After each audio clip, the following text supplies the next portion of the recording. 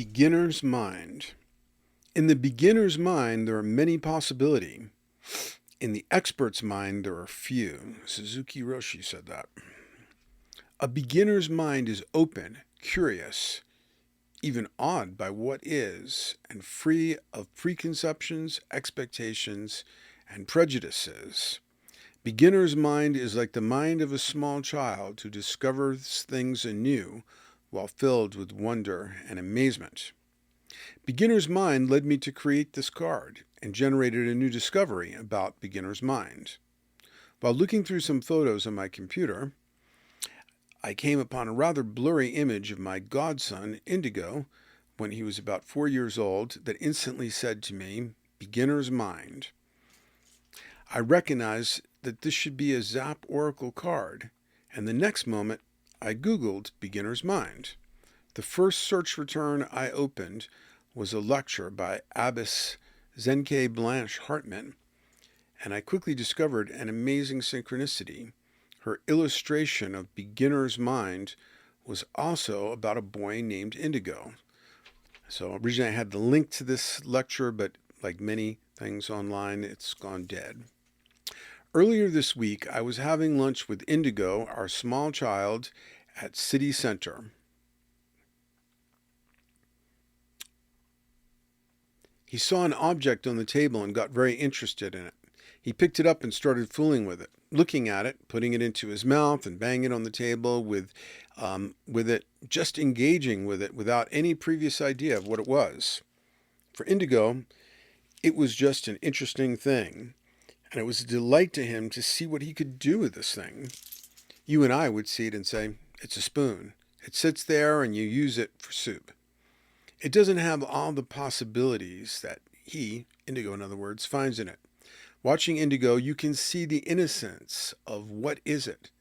Children begin to lose that innocent quality after a while, and soon they want to be the one who knows.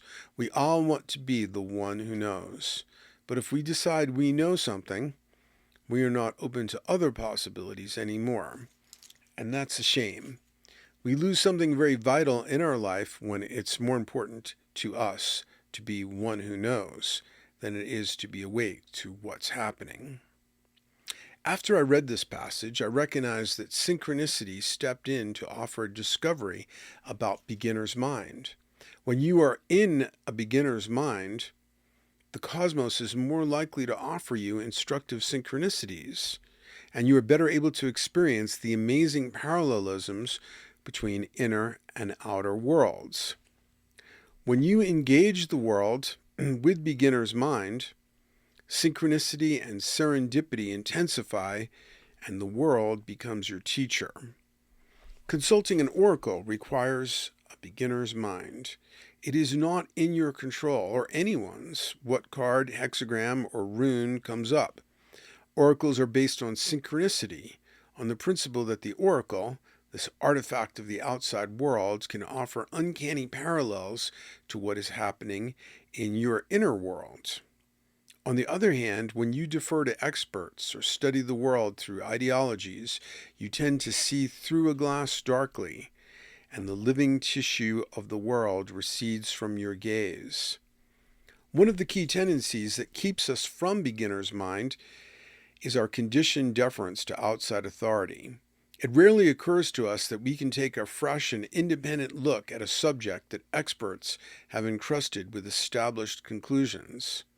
The power of beginner's mind to see through to what's really happening is illustrated by Hans Christian Andersen's classic fairy tale, The Emperor's New Clothes. Wikipedia summarizes the tale as follows. Plot spoiler for those who haven't read Emperor's New Clothes. An emperor of a prosperous city who cares more about clothes than military pursuits or entertainment hires two swindlers who promise him the finest suit of clothes from the most beautiful cloth. This cloth, they tell him, is invisible to anyone who is either stupid or unfit for his position. The emperor cannot see the non-existent cloth, but he pretends that he can for fear of appearing stupid. His ministers do the same. When the swindlers report that the suit is finished, they dress him in mime. The emperor then goes on a procession through the Capitol showing off his new clothes.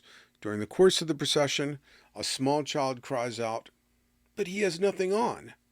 The crowd realizes the child is telling the truth. The emperor, however, holds his head high and continues the procession. We thwart beginner's mind when we allow others to stand between us and perceiving the world for ourselves. Other eclipsing forces that keep us from beginner's mind are ingrained habits of perception that create prejudices, blind spots, and projections. Cognitive psychology recognizes schemas, classic patterns of emotional reactivity that can perpetually color how we perceive reality. These schemas include abandonment, fear, low self-esteem, deprivation, and entitlement.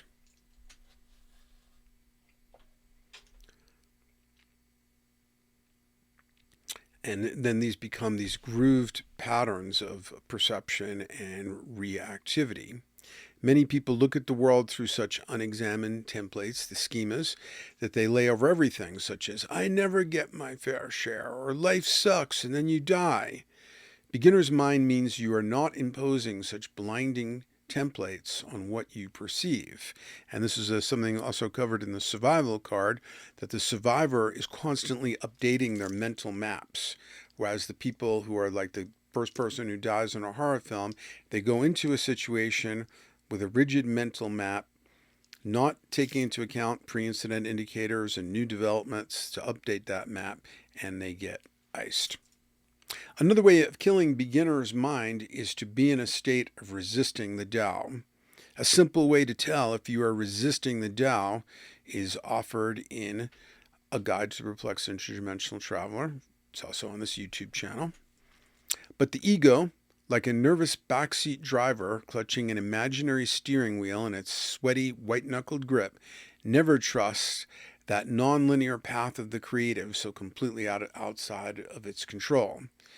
Categories presented as a list of gerunds that indicate the ego resisting the Tao and are trying to assert imaginary control over it include wanting, wishing, worrying, hoping, fearing, dreading, desiring, envying, comparing, supervising, lifeguarding, judging, complaining, self-pitying, striving, anticipating, expecting, pre-structuring, contriving, forcing progress, hedging, doubting, rationalizing, and clinging.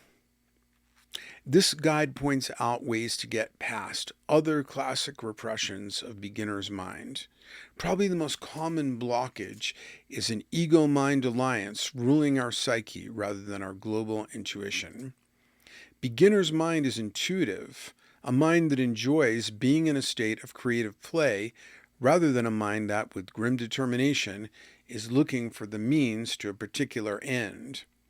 The beginner's mind is alert to the numinous, to that which lights up in our psyche as having an uncanny significance, and is willing to follow that numinous object down the rabbit hole and find out how deep it really goes.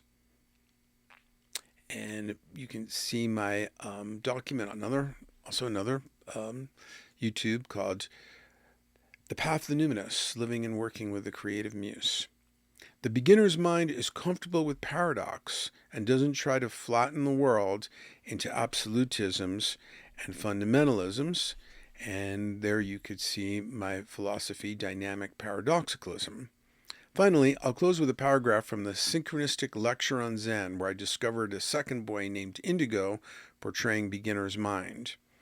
In her poem, When Death Comes, Mary Oliver has a few lines that say, "When it's over, I want to say I have been a bride married to amazement. I've been a bridegroom taking the world into my arms." This is beginner's mind. I've been a bride married to amazement.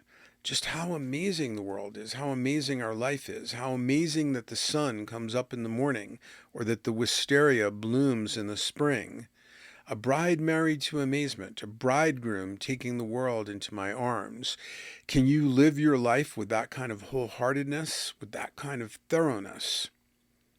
Consider this an auspicious time to be a bride and bridegroom of amazement, and empower yourself with beginner's mind to take the eternal voyage of discovery. On that voyage, you don't grow up, you grow forever.